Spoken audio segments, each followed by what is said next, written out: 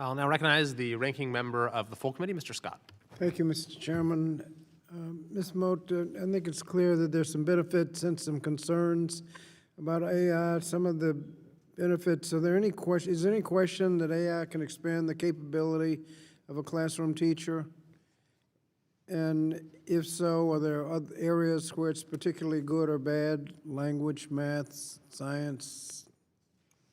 Well, I'm of the view that AI literacy is a foundational literacy, and frankly, AI itself is the best revenge of English teachers because it's all about how do you ask good questions. And so when we think about how to build literacy across our disciplines, if we really want to realize the productivity gains that Mr. Chisholm is talking about, if we want to think through ways that we can support students with disabilities, particularly around early screeners for dyslexia. I'm the mom of a dyslexic student. It would have been so much more valuable if I could have had my son screened earlier so that I could have intervened earlier.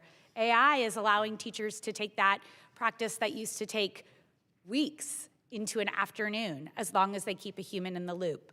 And so for me, building that competency across all disciplines is what we need to meet this moment, Mr. Scott. Now you've cautioned about leaving out human interaction. Do you have to choose between AI and human interaction? No, and actually that's not what AI models want you to do. AI models want you to put your human interactions into them so they get smarter and can be trained faster. And so when we talk about intelligent tutors adapting to students' language or identifying dialectical differences, it's because the AI is actually trying to learn from the interaction that it's having with a person.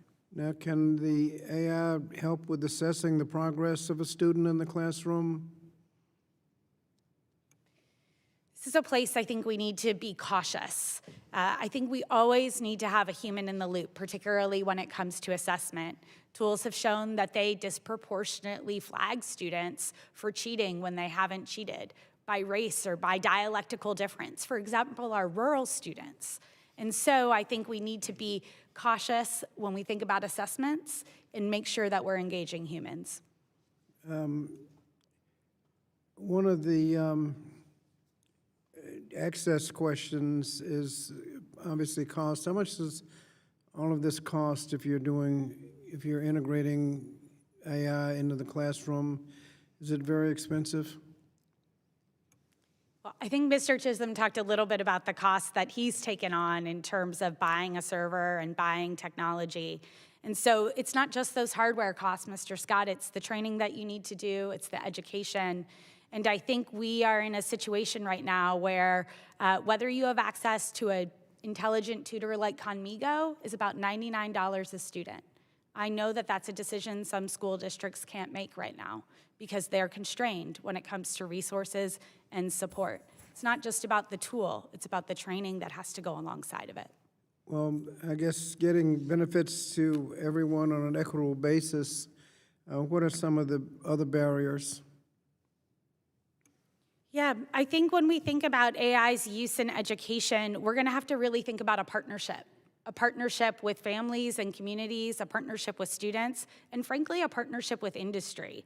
Industry is trying right now to do work to make their tools more safe, more effective, more transparent, more reliable, but they need help in terms of guidelines and guardrails. And if industry has to conform to 50 different states' privacy laws, data laws, or AI laws, imagine what that means for an economy of scale or equitable access to tools.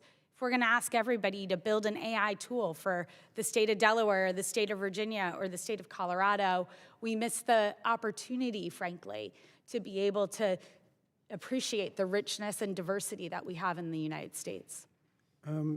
Bias has been mentioned. There are a number of ways bias can pop up in AI. Can you talk about that in the remaining time? In 30 seconds, okay.